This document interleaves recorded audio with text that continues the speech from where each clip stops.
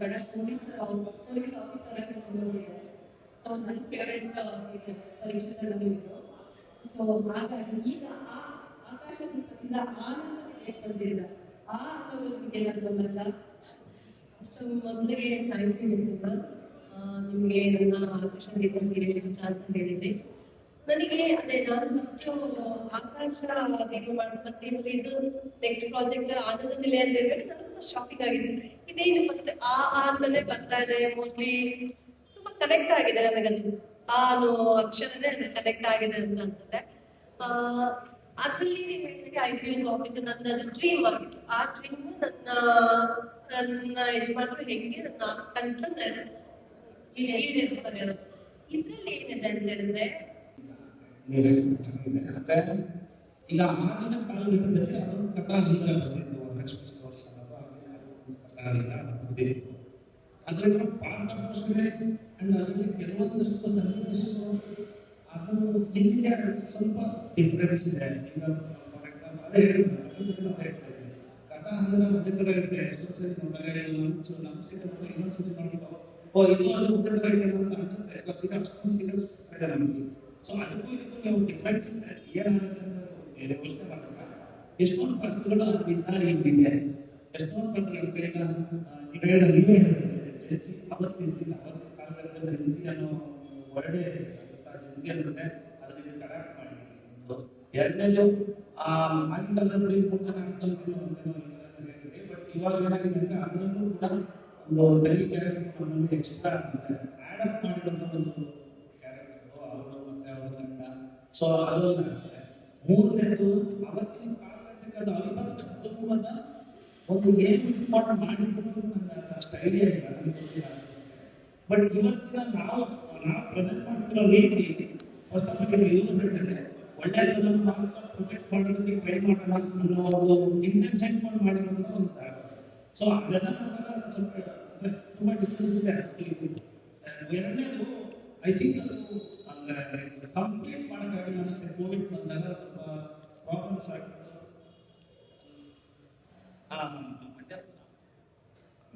So ಅದನ್ನು continue ಮಾಡೋಕ್ಕಾಗಲಿಲ್ಲ. ಅಷ್ಟು ಕೋವಿಡ್ ಎಲ್ಲ ಬಂದಾದ್ಮೇಲೆ ಅಷ್ಟು ಆ್ಯಕ್ಚುಲಿ ಭಾಳ ಬೇಗ ನಿಂತು ಆಗಿನ ಪರಿಸ್ಥಿತಿ ಮೇ ಬಿ ನಾವು ಅಲ್ಲೇನೇನು ಬಿಟ್ಟಿದ್ವೋ ಅದನ್ನೆಲ್ಲ ತಗೊಂಡು ಇದನ್ನು ಮುಗಿಸಿ ಚೆನ್ನಾಗಿ ಒಂದು ಹೆಣ್ಣು ಮಾಡ್ಕೊಡ್ತೀವಿ ಅಂತ ಅನ್ಕೊಂಡಿದ್ದೀವಿ. ಸೊ ಹೆಣ್ಣು ಬಗ್ಗೆ ಈಗ ಮಾತಾಡೋದು ಬೇಡ.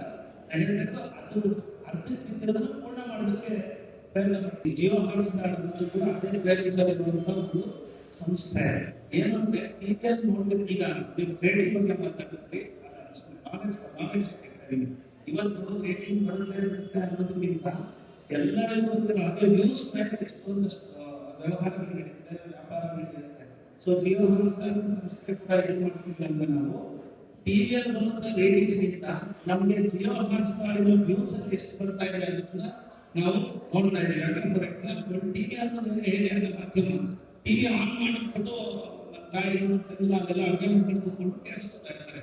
ಆ ರೇಟಿಂಗ್ ನಮ್ಮ ಪಂಚದಲ್ಲಿ ಹೇಗೆ ಮಾಡೋದು ಅನ್ನೋದು ಪ್ರಾಕ್ಟಿಕಲ್ ಬಂದಾಗ ಅದನ್ನು ಅದನ್ನ ಸೈಕಲ್ ನೀವು ಒಂದು ಹಾಟ್ಸ್ಟಾರ್ ಅಂದ್ರೆ ಮೊಬೈಲ್ ರೇಟಿಂಗ್ನ ನೀವು 100% ರೇಟಿಂಗ್ ಅಂತ ಕನ್ಸಿಡರ್ ಮಾಡಬೇಕು. ನ್ಯೂಸ್ ನಿಮ್ಗೆ ಆನ್ಲೈನ್ ಒಂದು ವ್ಯೂ ಇರುತ್ತೆ, ಅದು ಒಂದು ಮೊಬೈಲ್ ಮಾತಾಡಿದ್ರೆ ಅವನು ಶೋ ನೋಡ್ತಾ ಇದ್ದಾರೆ ಅಂತಲೇ ಅರ್ಥ. ಆ ಒಂದು ಪ್ರಾಮಾಣಿಕ ಪ್ರಯತ್ನದಲ್ಲಿ ಮೊದಲನೇ ವಾರದಲ್ಲಿ ನಮಗೆ 4.8 ಮಿಲಿಯನ್ ನ್ಯೂಸ್ ಬಂದಿದೆ ಜಿಯೋ ಹಾಟ್ಸ್ಟಾರಲ್ಲಿ ಮೊದಲನೇ ವಾರದಾಗ. ಸೊ 4.8 ಮಿಲಿಯನ್ ನ್ಯೂಸ್ ಅಂದರೆ ಅದ್ರ ಮೇಲೆ ನೀವೇ ಅರ್ಥ ಮಾಡ್ತೀವಿ. ಅದನ್ನ ನಾವು ಆ ಪ್ರಯತ್ನವನ್ನು ಪಡ್ತಾ ಇದ್ದೀವಿ. ಇವತ್ತು ಟಿವಿಯಲ್ಲಿ ಒಂದೊಂದು ಸಲ ಧಾರಾವಾಹಿ, ಮೊಬೈಲಲ್ಲೂ ಮತ್ತೆ ಈಗೇನು ಮೊಬೈಲ್ಗೆ ಶಿಫ್ಟ್ ಆಗಿರೋ ಆಡಿಯನ್ಸ್. ಸೊ ಆಡಿಯನ್ಸ್ ನೋಡಿ ಅನ್ನೋ ಪ್ರಯತ್ನಕ್ಕೋಸ್ಕರನೇ ನೀವು ಹೇಳಿದ್ರೆ ಬೇರೆ ತರನೇ ಒಂದು ಕಥೆ ಮಾಡ್ತಾ ಇದ್ದೀವಿ. ಅದು ಕಾರಣದಿಂದ ಅದು ಲೈಫ್ಗೆ ಆಗುತ್ತೆ ಒಂದು ಟೈಪ್ ಇಡ್ತೀವಿ. ಸೊ ಆ ಲೈಫಿನಷ್ಟೇ ಪ್ರೊಟೆಕ್ಟ್ ಮಾಡೋದಕ್ಕೋಸ್ಕರ ಟ್ರೈ ಮಾಡ್ತಾ ಇದ್ದೀವಿ. ಸರಿ ಸ್ಟಾರ್ಟ್ಸ್ ಮಾಡೋದು ಫೋಕಸ್ ಗ್ರೂಪ್ ಡಿಸ್ಕಸ್ ಬೇರೆ ಏನು ಮಾಡ್ತಾರೆ ತಂಡಗಳು ಕ್ರಿಯೇಟ್ ಮಾಡಿ ಆ ತಂಡಗಳು ಅದು ಡಿಸ್ಟ್ರಿಕ್ಟ್ ಅಡ್ಡಿಗೆ ಅಲ್ಲೆಲ್ಲ ಡೇಟಾ ಸರ್ಚ್ ಮಾಡ್ತಾರೆ. ಅದೇ TRP ಜೀರೋ ಮಾರ್ಕ್ಸ್ ಇದೆಲ್ಲದರ ಜೊತೆಗೆ ಚೆನ್ನಾಗಿ ಇದನ್ನು ಹೇಗೆ ರಿಸೀವ್ ಮಾಡೋದು ಒಂದು. ಯಾಕಂದರೆ ಇಲ್ಲಿ ಲೆವೆಲಲ್ಲಿ ಬರುವಂಥ ಫೀಡ್ಬ್ಯಾಕ್ ಬೇರೆ, ಡಿಸ್ಟ್ರಿಕ್ಟ್ ಲೆವೆಲಲ್ಲಿ. ಸೊ ಇದ್ರ ಬೇಸಿಸ್ ಮೇಲೆ ನಾವು ಕಥೆಗಳನ್ನ ಚೇಂಜ್ ಮಾಡ್ತೀವಿ. ನಾವು ಯಾಕಂದ್ರೆ ನಾವು ರಾಮಾಯಣ ಮಹಾಭಾರತ ಅದರಲ್ಲಿ ಎಲ್ಲಾ ಕಡೆಗಳು ಬಂದಿದೆ ಅಂತ ಹೇಳ್ತಾರೆ. ಅದು ಬಿಟ್ಟರೆ ಏನಾದ್ರು ಕೆಲವೊಬ್ರು ಹೇಳಿದ್ರೆ ಕಾಮನ್ ಹೆಚ್ಚಿಗೆ ಎಲ್ಲ ಬರ್ತಿದ್ರು ಅಂತ ಹೇಳ್ತಾರೆ. ಕಥೆ ಯಾವಾಗಲೂ ಮುಂದೆ ತಗುತ್ತೆ. ಯೂನಿಕ್ನೆಸ್ ಅಂದ್ರೆ ಇವಾಗ ನಾವು ಮಾಡ್ತಾ ಇರೋದು ಆ ಕಥೆಯನ್ನು ಬರುವಂತ ಪಾತ್ರಧಾರಿಗಳು ಹೇಗೆ ರಿಯಾಕ್ಟ್ ಮಾಡ್ತಾರೆ ಅನ್ನೋದು ತುಂಬಾ ಇಂಪಾರ್ಟೆಂಟ್ ಆಗುತ್ತೆ. ಅಂದ್ರೆ ಹೇಗೆ ಸಂದರ್ಭಗಳ ಮೇಲೆ ರಿಯಾಕ್ಟ್ ಮಾಡ್ತಾರೆ, ಈಗ ನೈಜವಾಗಿ ಹೇಗೆ ರಿಯಾಕ್ಟ್ ಮಾಡ್ತಾರೆ. ಸೊ ನಮ್ಮ ಪ್ರಯತ್ನ ಏನಂದ್ರೆ ನೈಜತೆಗೆ ತುಂಬಾ ಹತ್ತಿರವಾಗಿ ಏನಾದ್ರು ಕೊಡ್ಬೇಕು ಅದನ್ನ ನಾವು ಟ್ರೈ ಮಾಡ್ತಾ ಇದ್ದೀವಿ. ಕೊಡ್ತಿದ್ದೀವಿ ಅಂತ ಟ್ರೈ ಮಾಡ್ತಾ ಇದ್ದೀವಿ. ಅಂದ್ರೆ ನೈಜತೆಗೋಸ್ಕರ ಹೋರಾಡ್ತಾ ಇದ್ದೀವಿ. ಅಂದ್ರೆ ಬೇರೆ ಸಿಗಲು ಅದು ಸಿಗಬೇಕು. ಕೆಲವೊಂದು ಸನ್ನಿವೇಶಗಳು ಕೆಲವೊಂದು ಕಥಾ ಹಂತಗಳು ತುಂಬಾ ಡಿಫ್ರೆಂಟ್ ಆಗಿ ಕಾಣೋದೆ ಆಯಾ ಸಿಚುವೇಶನ್ಸ್ ಬಂದಾಗ. ಸೊ ನೀವು ನೋಡ್ತಾ ನಿಮಗೆ ಅರ್ಥ ಆಗುತ್ತೆ. ಸೊ ಅದನ್ನು ನೋಡೋದಕ್ಕೆ ಟ್ರೈ ಮಾಡ್ತಾ ಇದ್ದೀವಿ, ನೈಜತೆ ನೋಡೋದಕ್ಕೆ ಟ್ರೈ ಮಾಡ್ತಾ ಇದ್ದೀವಿ. ಮಗು ಅಂದ್ರೆ 3 ವರ್ಷ 4 ವರ್ಷದ ಮಗುನ ತಾಯಿ ಮುಖ್ಯಸ್ಥರು ಸಾಯಿಸ್ತಾಳೆ ಅಂತಂದ್ರೆ ಯಾವ ಕೈಂಡ್ ಆಫ್ ಸೊಸೈಟಿ ನಾವು ಅಂದ್ರೆ ಹೋಗ್ತಾ ಇದ್ದೀವಿ, ಯಾವ ಎನ್ವಿರಾನ್ಮೆಂಟ್ ಸೈನಿಕವಾಗಿ ಮಾಡಿ ಅಂತ ಅನ್ಸುತ್ತೆ.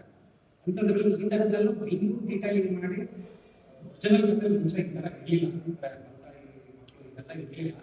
ಇದನ್ನೆಲ್ಲ ಟೀಮ್ ಕೂತು ಡಿಸ್ಕಸ್ ಮಾಡಿ ಇದನ್ನೆಲ್ಲ ಯೂಸ್ ಮಾಡಿಕೊಂಡು ಒಳ್ಳೆತನ ತೋರಿಸೋದಕ್ಕೆ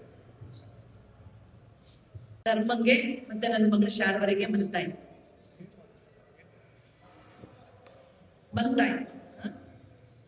ಉಳಿದವರು ಅರ್ಜುನ, ಭುವನ, ನಕುಲ ನನ್ನ ಸ್ವಂತ ಮಕ್ಕಳು. ನಾನು ಹುಟ್ಟಿ ಬಂದಿದ್ದು ಕೂಡ ತಂದೆ ಒಂದು ಪರಿಸರದಲ್ಲಿ.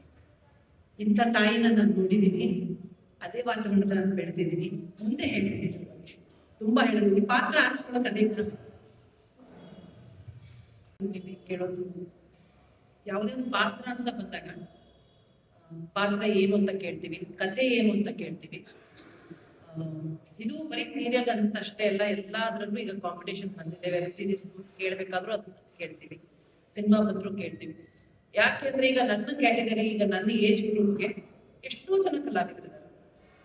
ಎಲ್ಲರೂ ಬಿಟ್ಟು ನನ್ನನ್ನು ಕೇಳ್ತಿದ್ದಾರೆ ಅಂದ್ರೆ ನಾವು ಕಲಾವಿದರಾಗಿ ಓಕೆ ನನ್ಗೆ ಇದರಲ್ಲಿ ಕೇಳ್ತಿದ್ದಾರೆ ಅಂದ್ರೆ ನನಗೆ ಒಂದು ಅವಕಾಶನ ನಾವು ಮೊದಲು ನೋಡ್ಕೋಬೇಕು. ಯಾಕಂದ್ರೆ ಇಷ್ಟೇ ಜನ ಆರ್ಟಿಸ್ಟ್ ಬಿಟ್ಟು ನನ್ಗೆ ಇದು ಕೇಳ್ತಿದ್ದಾರೆ ಅಂದ್ರೆ ನಾನು ಇದನ್ನ ಮಾಡ್ಬೇಕಾ, ಅಥವಾ ಹಿಂದೆ ನಾನು ಇಂಥದ್ದು ಏನಾದ್ರು ಮಾಡಿದೀನ, ನನ್ಗೆ ಗೊತ್ತಿಲ್ಲ. ನಾನೆಲ್ಲರೂ ಪರವಾಗಿ ಮಾತಾಡ್ತಿದ್ದೀನಿ ಅಂತ ಅನ್ಕೋತಿದ್ದೀನಿ. ಈಗ ಕಲಾವಿದರಿಗೆ ಇವತ್ತೊಂದು ಪಾತ್ರಕ್ಕೆ ಕೇಳ್ತಾರೆ, ನಾಳೆ ಒಂದು ಬೇರೆ ಪಾತ್ರ ಕೇಳ್ತಾರೆ. ಒಂದು ನಾವ್ ಯಾವಾಗ್ಲೂ ನೋಡ್ಕೊಳ್ಳೋದು ಮೊದಲಿಂದ ಮಾಡ್ಕೊಂಡು ಬಂದಿರೋ ಪಾತ್ರನನ್ನ ಅದನ್ನ ಬಿಟ್ಟು ಹಟ್ಕೆ ಏನಾದ್ರೂ ಈ ಪಾತ್ರದಲ್ಲಿ ಇದೆಯಾ. ಒಂದು ಕಲಾವಿದರಿಗೆ ಹೆಂಗಿರುತ್ತೆ, ಒಂದೇ ತರ ಮಾಡ್ಕೊಂಡು ಬಂದಿದ್ದು ಸ್ವಲ್ಪ ಇಷ್ಟ, ಓಕೆ ಅದನ್ನ ಬ್ರೇಕ್ ಮಾಡಿ ನಮ್ಮನ್ನೇ ನಾವು ಅರ್ಥಕೊಳ್ಳೋಕೆ, ನಮ್ಮನ್ನ ನಾವು ಕಲಾವಿದರಾಗಿ ಬೇರೆ ರೂಪದಲ್ಲಿ ನೋಡ್ಬೇಕು ಅನ್ನೋ ಆಸೆ ಎಲ್ರಿಗೂ ಇರುತ್ತೆ.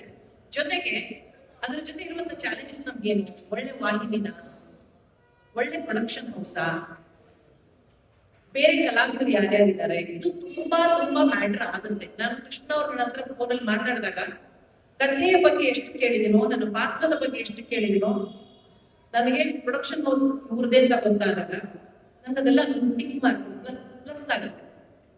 ಕಾಂಪಿಟೇಷನ್ ಇದೆ, ನಾನು ಇಲ್ಲ ಅಂತ ಹೇಳಲ್ಲ. ಅದರ ಜೊತೆಗೆ ಇದೆಲ್ಲ ತುಂಬಾ ಪ್ರತಿಯೊಬ್ಬರು ಇವತ್ತು ಹೊಸ ಕಲಾವಿದ ಫಸ್ಟ್ ಟೈಮ್ ಸೀರಿಯಲ್ ಸೆಟ್ಗೆ ಏರ್ತಿದ್ದಾನೆ ಅಂದ್ರೂ ಪ್ರೊಡಕ್ಷನ್ ಹೌಸ್ ಓಕೆ ಇಂಥ ಪ್ರೊಡಕ್ಷನ್ ಹೌಸ್ ನಾನು ಸ್ವಲ್ಪ ದುಡ್ಡು ಕಡಿಮೆ ಕೊಟ್ಟರು ಪರವಾಗಿಲ್ಲ, ಆ ಪ್ರೊಡಕ್ಷನ್ ಹೌಸ್ ಅಲ್ಲಿ ನಾನು ಕೆಲಸ ಮಾಡ್ಬೇಕು. ಯಾಕಂದ್ರೆ ಅವ್ರು ಇಲ್ಲಿವರೆಗೂ ಮುಟ್ಟಿದ್ದೆಲ್ಲ ಚಿನ್ನ ಆಗಿದೆ ಅನ್ನೋದು ಅವ್ರ ಮನಸ್ಸಲ್ಲಿ ಇರುತ್ತೆ ಅಲ್ವಾ. ಸೊ ಹಾಗಾಗಿ ಎಲ್ಲಾ ಕಲಾವಿದರಿಗೂ ಒಂದೇ